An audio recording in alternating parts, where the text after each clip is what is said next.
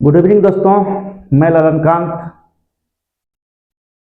आप सभी का आस्था जीएस रिसर्च सेंटर में स्वागत करता हूं। दोस्तों, हम लोग ब्रह्मांड चैप्टर पढ़ रहे हैं। भूगोल का जो पहला चैप्टर है ब्रह्मांड चैप्टर वो पढ़ रहे हैं। ब्रह्मांड चैप्टर से संबंधित पहला लेक्चर हम ले चुके हैं। इसका वीडियो यूट्यूब पर उपलब्ध है और उसका पीडीएफ भी ग्रुप में सेंड कर दिया गया है। ये पार्ट ब्रह्मांड चैप्टर का पार्ट 2 है और आखिरी पार्ट है। इसके बाद हम लोग आगे सौर मंडल के बारे में पढ़ेंगे। तो आइए बिना कोई समय नष्ट किए इसको हम लोग शुरू करते हैं। ब्रह्मांड का ये, जैसा कि पहले बता चुके हैं, ब्रह्मांड चैप्टर का ये लेक्चर पार्ट 2 है। ये इसमें ब्रह्मांड का परिभाषा और अन्य मुख्य बिंदु पहले चैप्टर में बता दिया गया है। अब आइए इससे संबंधित कुछ मुख्य बिंदुओं के बारे में पढ़ेंगे। प्लेनेमस सौर मंडल से बाहर एक जैसा दिखने वाला जोवा पिंडों का एक समूह है। प्लेनेमस एक जोवा पिंड है जो सौर मंडल से बाहर एक जैसा दिखने वाला जोवा पिंडों का एक समूह है। गैलीलियो ने 1609 ईस्वी में, दोस्तों गैलीलियो ने 1609 ईस्वी में दूरबीन का प्रयोग करते हुए रात में अंतरिक्ष का अध्ययन किया। गैलीलियो ने 1609 ईस्वी में दूरबीन का प्रयोग करते हुए रात में अंतरिक्ष का अध्ययन किया था। उन्होंने ऐसी तारों की पहचान की जिन्हें नंगी आंखों से देख पाना संभव नहीं था। दोस्तों, गैलीलियो को दूरबीन का आविष्कारक माना जाता है। ये बहुत ही इंपॉर्टेंट फैक्ट है, इसको नोट कर लीजिएगा।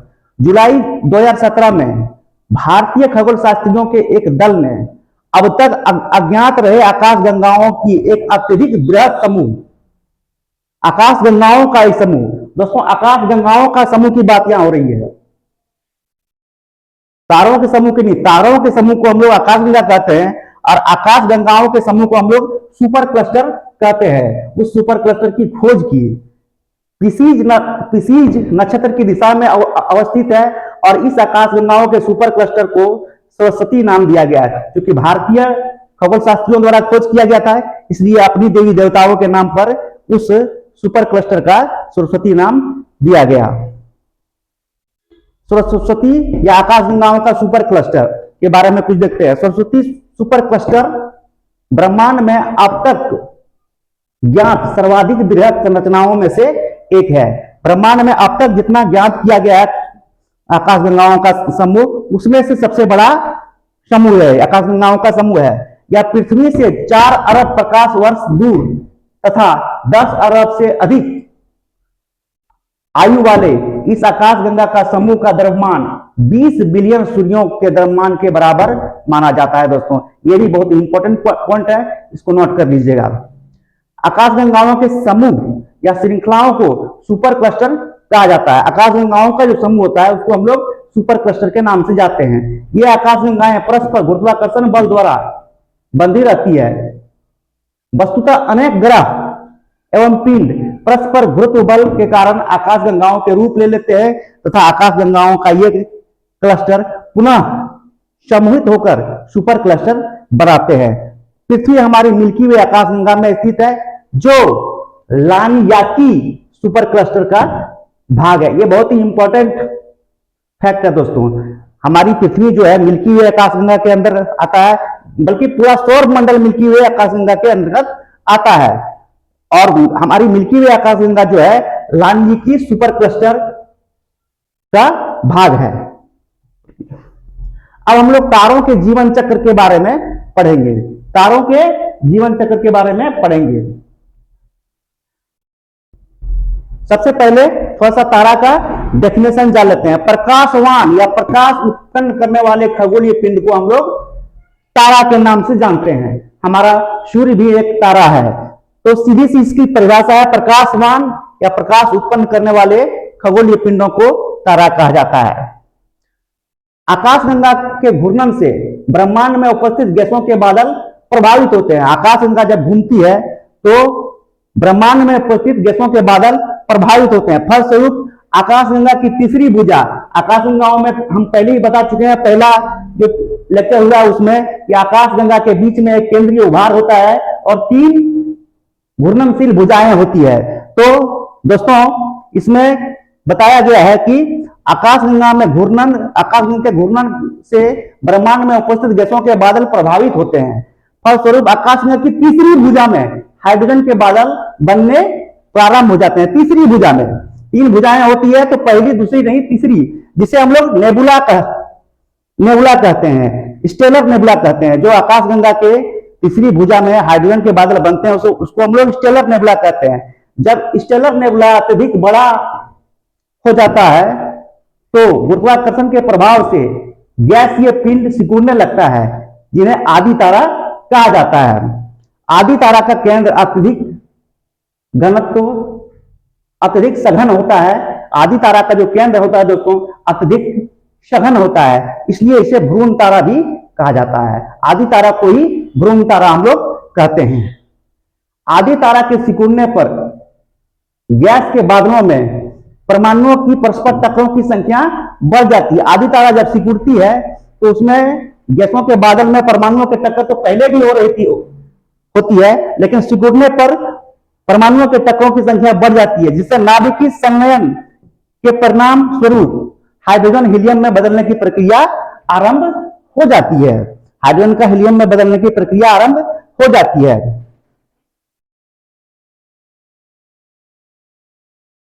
इससे असीमित मात्रा में जब हाइड्रोजन हीलियम में परिवर्तित होता है और नाभिकीय संलयन की प्रक्रिया आरंभ हो जाती है दोस्तों, तब क्या होता है, असीमित मात्रा में ऊर्जा मुक्त होती है एवं अंदर का ताप एवं दाब अत्यंत बढ़ जाता है। अंदर का ताप एवं दाब अत्यंत बढ़ जाता है तथा इस अवस्था में यह तारा बन जाता है और इस अवस्था में वह पिंड जो है तारा बन जाता है। जब तारा धीरे धीरे ठंडा होकर लाल रंग का दिखने लगता है, जब तारा धीरे धीरे ठंडा होकर दोस्तों लाल रंग का दिखने लगता है तो उसे लाल दानव या रक्त दानव अवस्था कहते हैं। दोस्तों किसी लोहे को अगर हम गर्म कर देंगे तो पहले सफेद जैसा दिखता है और जब उसको ठंडा होने के लिए छोड़ देते हैं तो लाल दिखने लगता है। उसी प्रकार जब तारा धीरे धीरे ठंडा होकर लाल रंग का दिखने लगता है तो उसे लाल दानव या रक्त दानव तारा कहा जाता है। रक्त दानव की स्थिति में पहुंचने में पृथ्वी पर रक्त दानव की स्थिति में रक्त दानव की स्थिति में पहुंचने पर तारे का भविष्य इसके प्रारंभिक द्रव्यमान पर निर्भर करता है। रक्त दानव की स्थिति में जब पहुंचता है कोई तारा दोस्तों तो उसका भविष्य जो है उसके प्रारंभिक द्रव्यमान पर, पहले जो द्रव्यमान होता है उस पर निर्भर करता है। 1983 में नोबेल पुरस्कार से सम्मानित भारतीय मूल के अमेरिकी खगोल भौतिकविद एस चंद्रशेखर के अनुसार 1.44, ये बहुत ही इंपॉर्टेंट फैक्ट है दोस्तों, इसको अच्छे से कई बार पढ़ लीजिएगा। 1983 में नोबेल पुरस्कार से सम्मानित भारतीय मूल के अमेरिकी खगोलविद एस चंद्रशेखर के अनुसार 1.44 सौर द्रव्यमान ही श्वेत वामन के द्रव्यमान की ऊपरी सीमा है, जिसे चंद्रशेखर सीमा कहा गया है। 1.44 सौर द्रव्यमान जो था, सौर द्रव्यमान का 1.44 गुना ही श्वेत वामन द्रव्यमान की ऊपरी सीमा होता है, जिसे चंद्रशेखर सीमा कहा गया है। किसी भी तारे का द्रव्यमान सूर्य के द्रव्यमान से कम अथवा बराबर को हम लोग चंद्रशेखर सीमा कहते हैं, बराबर है तो वह लाल दानव से श्वेत वामन और अंततः काला वामन जिसे ब्लैक होल कहते हैं में परिवर्तित होता है। यह पॉइंट है दोस्तों। यदि किसी तारे का द्रव्यमान सूर्य के द्रव्यमान से कम होता है या बराबर होता है तो वह लाल दानव से पहले श्वेत वामन में और अंततः काला वामन, जिसे हम लोग ब्लैक होल कहते हैं, में बदल जाता है। यदि किसी तारे का द्रव्यमान सूर्य के द्रव्यमान से अधिक या कई गुना अधिक हो तो द्रव्यमान के अनुरूप सुपरनोवा विस्फोट के बाद वह तारा न्यूट्रॉन तारा अथवा ब्लैक होल में रूपांतरित हो जाती है। अब तारों का वर्गीकरण करते हैं दोस्तों। तारों को 3 भागों में बांटा गया है, जिसमें सूर्य सदृश छोटे तारे, मध्यम आकार के तारे और बड़े आकार के तारे 3 भागों में बांटा गया है। अब बारी बारी से इनके बारे में हम लोग पढ़ेंगे दोस्तों। सबसे पहले सूर्य सदृश छोटे तारे के बारे में पढ़ेंगे। रक्त दानव अवस्था के पश्चात सुपरनोवा विस्फोट के बाद यदि अवशेष सौर द्रव्यमान के 1.44 गुना के अंदर होता है तो तारा श्वेत वामन बनेगा और अंत में कृष्ण वामन के रूप में मृत्यु की स्थिति को प्राप्त करेगा। ये सूर्य सदृश छोटे, ये पहला नंबर है। दूसरा नंबर मध्यम आकार के तारे। सुपर रक्त दानव अवस्था के पश्चात, रक्त दानव अवस्था के पश्चात सुपरनोवा विस्फोट के बाद अवशेष 1.44 सौर द्रव्यमान से 3 गुना सौर द्रव्यमान तक रहने वाले तारे न्यूट्रॉन तारे के रूप में परिवर्तित हो जाने की संभावना रखते हैं। बड़े आकार के तारे सुपरनोवा विस्फोट के बाद 3 गुना सौर द्रव्यमान से अधिक अवशेष वाले तारे को कृष्ण विवर में परिवर्तित होते हैं और इसको बड़े आकार के तारे कहा जाता है। तारों का औसत तात्विक घनत्व इस प्रकार है दोस्तों। तारों में 70% हाइड्रोजन पाया जाता है, 28% हीलियम पाया जाता है, कार्बन, नाइट्रोजन तथा नियोन 1.5% पाया जाता है और लो वर्ग के तत्व 0.5% पाए जाते हैं। दोस्तों कुछ इंपॉर्टेंट पॉइंट है। श्वेत वामन एक जीवाश्म तारा है जिसकी बाहरी परत को हम लोग स्मोक रिंग के नाम से जानते हैं। और एक पॉइंट है, ऐसे तारे जो रक्त दानव अवस्था को प्राप्त करते हैं उनका क्रोड अत्यधिक गुरुत्व के कारण सिकुड़ता है। जो रक्त दानव अवस्था को प्राप्त करते हैं दोस्तों, उसका क्रोड गुरुत्वाकर्षण के कारण सिकुड़ता है और तापमान की अधिक वृद्धि से क्रोड का हीलियम कार्बन में और कार्बन भारी धातु जैसे लोहे आदि में परिवर्तित हो जाता है दोस्तों। इसका अर्थ समझ में आप लोग को आ गया होगा दोस्तों। अत्यधिक गुरुत्वाकर्षण के कारण हीलियम पहले कार्बन में बदलता है और फिर कार्बन भारी धातुओं जैसे लोहे में परिवर्तित हो जाता है। अंत में तारे का केंद्र लोहे से युक्त हो जाता है। अंत में तारे के केंद्र लोहे से पूरी तरह भर जाता है और नाभिक की संलयन की प्रक्रिया रुक जाती है। तारे की मध्यवर्ती परत में, तारे के मध्यवर्ती परत में, मध्य परत में गुरुत्वाकर्षण बल के कारण तारे की केंद्र में तीव्र विस्फोट होता है और इस दौरान निकली ऊर्जा तारे की ऊपरी परत को नष्ट कर, तारे की ऊपरी परत केवल नष्ट होती है, जिसे सुपरनोवा विस्फोट के नाम से हम लोग जानते हैं दोस्तों। इसको अच्छे से पढ़ लीजिएगा दोस्तों। सुपरनोवा विस्फोट के बाद सुपरनोवा से प्रघात लहरें तथा गैस के बादल निकलती है तथा इस गैस की बादल से तारों की एक पीढ़ी का जन्म होता है दोस्तों। ये भी इंपॉर्टेंट पॉइंट है, इसको मैं फिर से दोहरा देता हूं। सुपरनोवा विस्फोट के बाद सुपरनोवा से प्रघात लहरें निकलती है और गैसों के बादल निकलती है और इससे नेबुला का निर्माण होता है तथा इस गैस की बादल से तारों की एक नई पीढ़ी का जन्म होता है। ये एक इंपॉर्टेंट पॉइंट था। और आगे देखिए, सुपरनोवा विस्फोट से बचे हुए केंद्रीय भाग जो कि अत्यधिक घनत्व वाला एवं कुछ मील व्यास का होता है से न्यूट्रॉन तारों का निर्माण होता है। बचा हुआ भाग अपने अक्ष पर प्रति सेकंड 30 बार घूर्णन करता है तथा रेडियो तरंगें उत्सर्जित करता है। न्यूट्रॉन तारों को हम लोग पल्सर के नाम से भी जानते हैं। एक प्रश्न आता है दोस्तों, न्यूट्रॉन तारों को किस नाम से जानते हैं? पल्सर के नाम से जानते हैं। न्यूट्रॉन तारों का असीमित द्रव्यमान एक ही बिंदु पर संकेंद्रित हो जाता है तथा ऐसी असीमित घनत्व के द्रव्ययुक्त पिंड को कृष्णा विवर या ब्लैक होल कहते हैं। अतः संकुचित तारे जो कि अदृश्य हो जाते हैं कृष्णा विवर कहलाते हैं। कृष्णा विवर को हम लोग ब्लैक होल के नाम से जानते हैं। हमारी आकाश गंगा के मध्यवर्ती घूर्णनशील भुजा में 3 घूर्णनशील भुजाएं होती है दोस्तों। उसमें मध्यवर्ती घूर्णनशील भुजा में तथा सौर मंडल के सर्वाधिक समीप स्थित एक तारा है जो सौर मंडल में 4.25 प्रकाश वर्ष दूर स्थित है, जिसे प्रोक्सिमा सेंचुरी नाम दिया गया है। सूर्य के सबसे निकट स्थित तारे प्रोक्सिमा सेंचुरी की परिक्रमा करने वाले पृथ्वी सदृश एक नए ग्रह की खोज की गई है।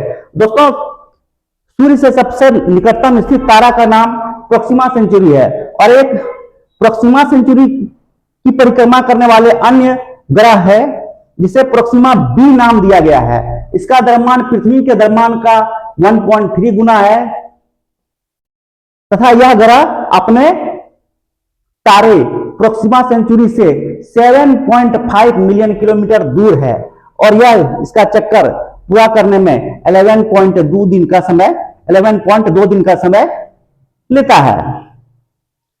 साइरस या डॉग स्टार रात में दिखने वाला सर्वाधिक चमकीला तारा है। ये इंपॉर्टेंट क्वेश्चन इससे बनेगा दोस्तों। साइरस या डॉग स्टार रात में दिखने वाला सर्वाधिक चमकीला तारा है।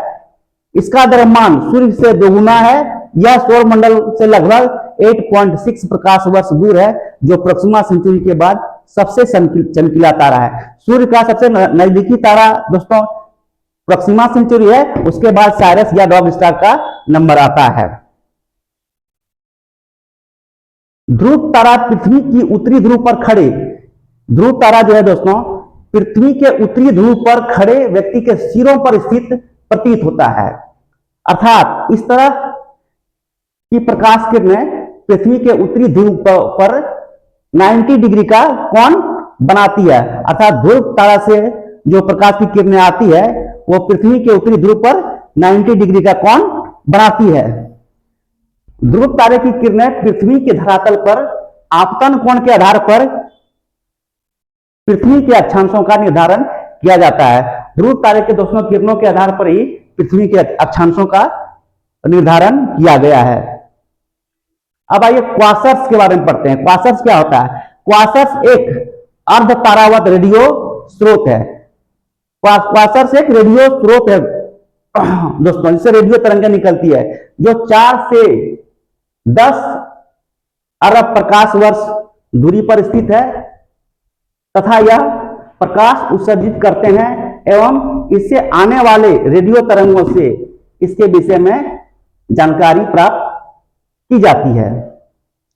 अब तारों का रंग, तापमान और दूरी के बारे में हम लोग पढ़ेंगे दोस्तों। तारों के नियमित स्पेक्ट्रम एवं तरंग दैर्घ्य के अनुसार विकिरण की तीव्रता के आधार पर तारों का रंग को ज्ञात किया जाता है दोस्तों।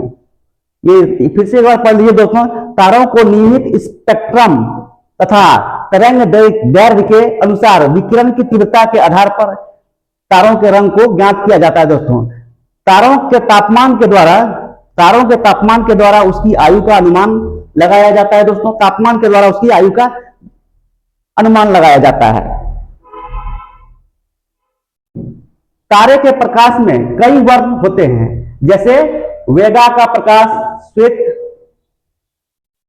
रीजल का नीला और केपला का पीला तथा बेटलगीज का रंग लाल प्रतीत होता है। अन्य तारों का रंग इन रंगों के बीच का होता है, जैसे साइरस का रंग श्वेत नीला और आर्कट्रस का रंग नारंगी लाल होता है दोस्तों।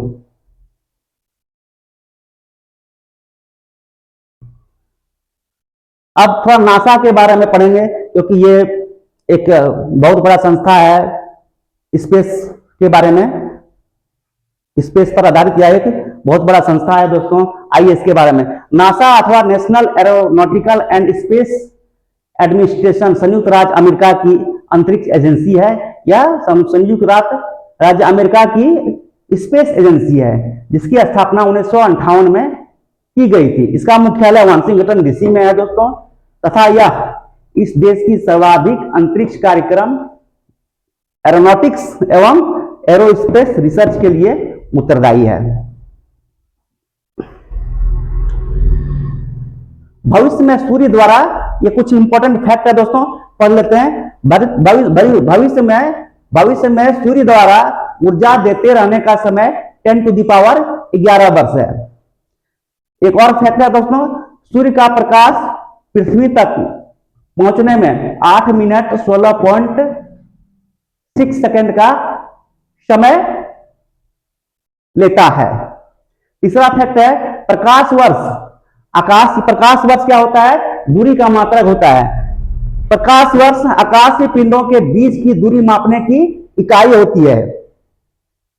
प्रकाश द्वारा एक वर्ष में जितनी दूरी तय किया जाता है उसे हम प्रकाश वर्ष के नाम से जानते हैं। प्रकाश द्वारा दोस्तों एक वर्ष में जितनी दूरी तय किया जाता है उसे हम प्रकाश वर्ष के नाम से जानते हैं।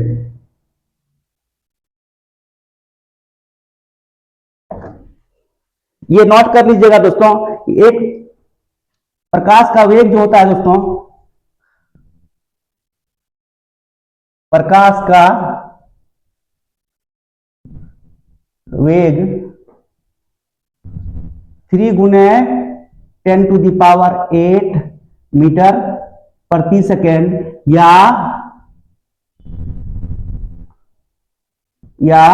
3 लाख